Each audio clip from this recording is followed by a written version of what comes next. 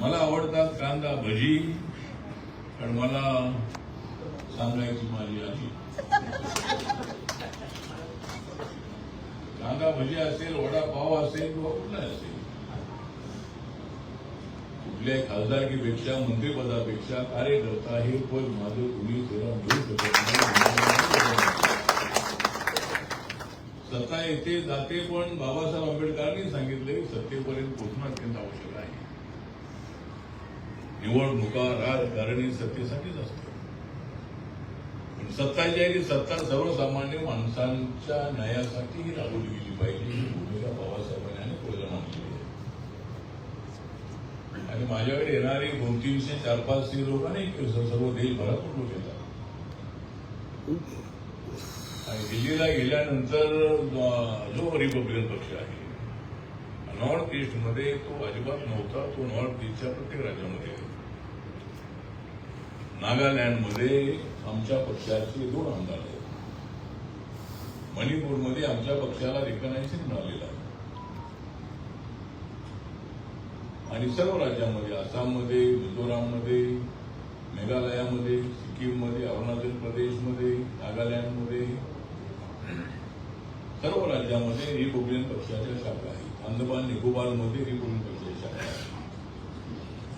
लक्षद्वीपमध्ये सुद्धा रिपब्लिकन पक्षाची शाखा आहे.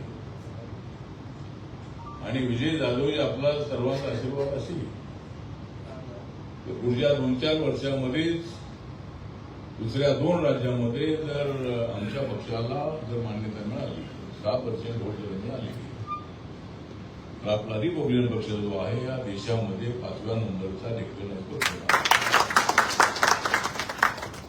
सध्या भारतामध्ये राष्ट्रीय पातळीवरचे 4 पक्ष आहेत. त्यामध्ये बीजेपी आहे, काँग्रेस आहे, बसप आहे आणि आम आदमी पार्टी आहे. बाकीच्या सगळ्या पार्ट्या ज्या आहेत त्या राज्यामध्ये सत्तेमध्ये आहेत. त्या राज्यामध्ये फक्त त्या रिकग्नाइज आहेत. आपला पक्ष महाराष्ट्रामध्ये रिकग्नाइज यासाठी होत नाही की आपला ऐक होत नाही. आपल्या पक्षामध्ये समाजवादी राष्ट्रीय अध्यक्ष आहेत. त्या राष्ट्रीय अध्यक्षांनी राष्ट्रीय अध्यक्ष प्रत्येकाचा गट जो तो राष्ट्रीय अध्यक्ष म्हणून त्या ठिकाणी असतो. चांगली गोष्ट आहे. आपल्या समाजामध्ये बाबासाहेबांवरती किती गट असले तरी बाबासाहेबांवरती प्रचंड प्रेम करणारे लोक आहेत. बाबासाहेब आंबेडकरांच्या विचाराचा निळा झेंडा घेऊन ते काम करतात याचा आनंद आहे. कुठे असले तरी बाबासाहेब आंबेडकर नाव घेतात. विजय जाधवजी कधीतरी रिपब्लिकन पक्षात ऐक्य झालं पाहिजे. 2 वेळेला ऐक्य झालं. याच्या अगोदर आमची पॅन्थरची मुव्हमेंट जोरदार असताना सुद्धा एकदा ऐक्य झालं होतं. जुन्या नेत्यांचं ऐक्य झालं होतं, पण ती ऐक्य त्यावेळेला टिकलं नाही. बॅरिस्टर राजाभाऊ खोब्रागडेंचा गट, गवई साहेबांचा गट आणि कुठले गट होते त्यावेळेला 2 गट. विजय कांबळेचा गट होता.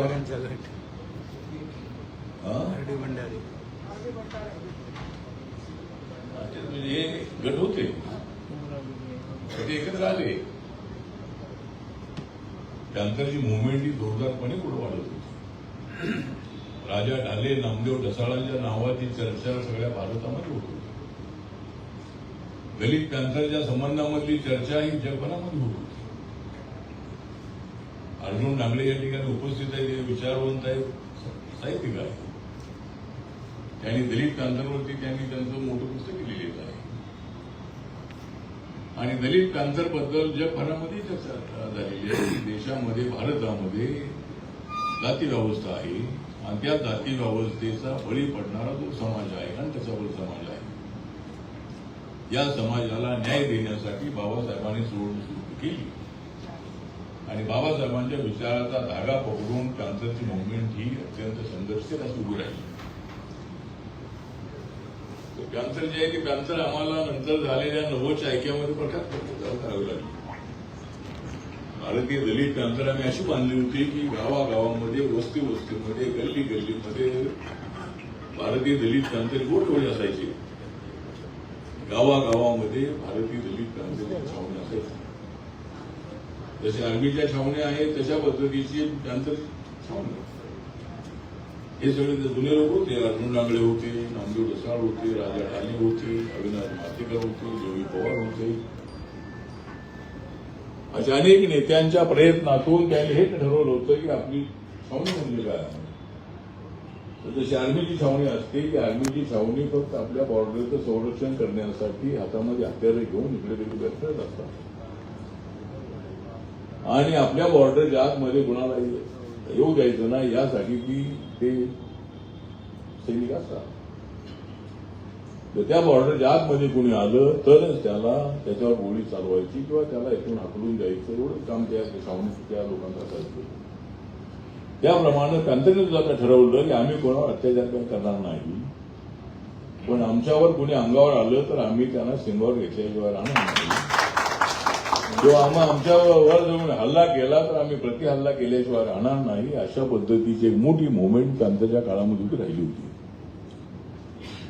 नामांतराच्या काळामध्ये मुवमेंट आपली होती. अनेक लोक जेलमध्ये गेले होते. बाबा आढावांसारखे किंवा सवर्ण समाजातले अनेक सोशलिस्ट कम्युनिस्ट हे आपल्यासोबत होते. भारतीय जनता पार्टीचे प्रमोद महाजन आणि गोपीनाथ मुंडे जेलमध्ये आमच्यासोबत होते. अनेक समाजाच्या लोकांनी नामांतराला पाठिंबा दिलेला आहे. पुढे आज इथे दादासाहेब गायकवाड केंद्रामध्ये चंद्रकांत बच्चाव आपले आहेत, ते आजारी आहेत. ते आजारी असले तरी अजून त्यांचा आवाज मात्र अजून मजबूत आहे. त्यांची स्मरणशक्ती अजून मजबूत आहे. विजय जाधवांची स्मरणशक्ती अजूनही मजबूत आहे आणि ते अत्यंत चळवळीवर प्रेम करणारे असे विजय जाधव आहेत, चंद्रकांत बच्चाव आहेत. नाशिकचे अनेक बच्चाव कुटुंबांशी माझा अत्यंत जवळचा संबंध आहे. नाशिक जिल्ह्यामधल्या प्रत्येक तालुक्यामधल्या गावागावामध्ये सत्कार करण्यामध्ये मला इंटरेस्ट अजिबात नाही आहे. सत्कार वगैरे खासदार होणं म्हणजे नरेंद्र मोदींच्या सोबत मी आहे. कुणाला पटत असेल कुणाला पटत नसेल, पण मी काय लोकांना वाटते मी बीजेपी सोबत आहे, पण मी त्यांना सांगतो मी बीजेपी सोबत नसून बीजेपी माझ्यासोबत आहे म्हणून मी बीजेपी सोबत आहे. वैचारिक मतभेद असतील. आपल्याला माहित आहे की जॉर्ज फर्नांडिस असतील, नितीश कुमार असतील, शरद यादव असतील, ममता बॅनर्जी असतील, नवीन पटनायक असेल, डीएमके असेल, अनेक जे पक्ष होते हे पक्ष अटल बिहारी वाजपेयींच्या काळामध्ये हे त्यांच्यासोबत होते. वैचारिक मतभेद असले तरी मला वाटतं की राजकारणामध्ये बदल होत असतात. टीका करायची असेल तर सगळ्यांना टीका करण्याचा अधिकार आहे. लोकशाहीमध्ये काही बोलण्याचा अधिकार आहे. नरेंद्र मोदींचं जे व्हिजन आहे हे व्हिजन देशाला पुढे घेऊन जाण्याचं व्हिजन आहे. देशाचं डेव्हलपमेंट करणारं व्हिजन आहे. आणि पूर्वीच्या काळामध्ये तेवढी कामं होत नव्हती. अलीकडच्या काळामध्ये रोडचं डेव्हलपमेंट आहे. गरिबीचे आपल्या गरिबीमधून 25 करोड लोक बाहेर आलेले आहे. प्रयत्न चाललेला आहे. एकदम सगळंच होणार असं नाही आहे. पण नरेंद्र मोदींचं सरकार जे आहे हे अत्यंत गतिशीलपणे पुढे चाललेलं आहे. आणि मी त्या सरकारमध्ये मला राज्यमंत्री का असेना, आता मला कॅबिनेट मिळालं पाहिजे असं आपण म्हणतो, पण आमच्या पक्षाचं हे की मेंबर ऑफ पार्लमेंट लोकसभेत नाही, मी एकटाच राज्यसभेमध्ये आहे. आणि एनडीएला पाठिंबा देणारे अजूनही 8 पक्ष आहेत. त्यामधल्या 3-4 पक्षांना मंत्रिपद मिळालेलं आहे. सगळ्या पक्षांना मंत्रिपद मिळालेलं नाही. आणि नरेंद्र मोदींना माहीत आहे की महाराष्ट्रामध्ये आरपीआयची ताकद आहे. देशामध्ये सुद्धा रिपब्लिकन पक्षाच्या शाखा आहे. आणि 2014च्या प्रचारामध्ये अनेक सभांमध्ये मी त्यांच्यासोबत होतो.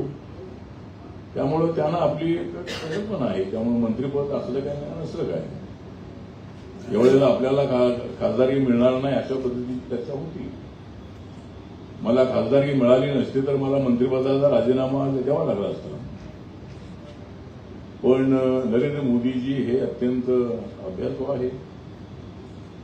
आणि माझं नाव त्या ठिकाणी आलं. मला सकाळी अमित बाबांचा फोन आला, जाटोली जी आपका नाम, मैंने आपका नाम हम ले रहे हैं और आप हमारे साथ वली से है और आप भी मेरे साथ है, मैं भी आपके साथ हूं, हम सब लोग मिलकर आगे बढ़ना है. तर अशा पद्धतीने ठीक आहे. तर आता राज्यसभा आपल्याला मिळालेली आहे.